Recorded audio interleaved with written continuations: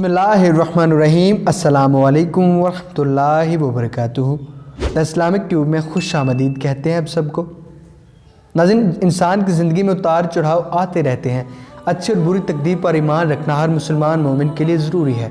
अल्लाह ताला ने जहाँ इंसान को दुनिया में आजमाइश के लिए उसके सामने कई इम्तिहान रखे हैं, वहीं इन इम्तिहान में सुरखरू होने का भी तरीक़ाकार बताया है। बीमारी हो या और कोई मसला हो, अल्लाह ताला ने अपने बंदों की रहनुमाई फरमाई है।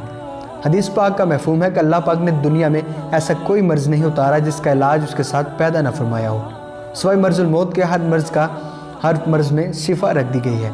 तो नाज़रीन, आज के इस वीडियो में हम सब आपके साथ दो ऐसे इस्म मुबारक शेयर करने जा रहे हैं जिनको करने से अल्लाह रब्बुल इज़्ज़त आपको ऐसी जगह से रिज़्क़ अता फरमाएंगे कि आपके वहम गुमान में भी ना होगा।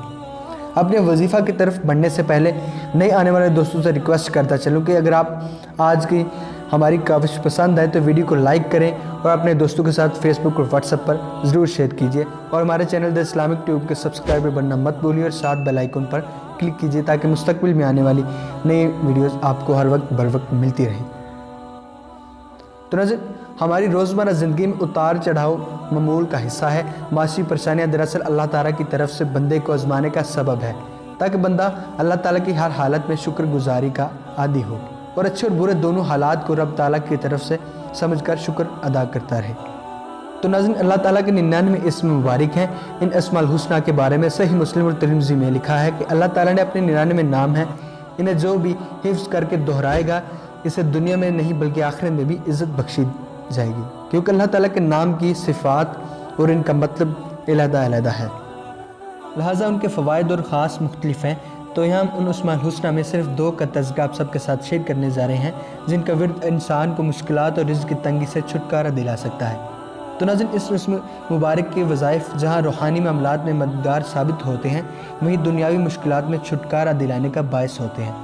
घरेलू और कारोबारी ज़िंदगी में उतार चढ़ाव आने की सूरत में नमाज इशा के बाद अव्वल आखिर 5 या 7 मरतबा दुरूद इब्राहिमी पढ़ लें और उसके बाद 303 मरतबा या मुजीबू या वहाबू पढ़ें। 303 मरतबा पढ़ने के बाद फिर 5 या 7 मरतबा दुरूद पाक पढ़ें।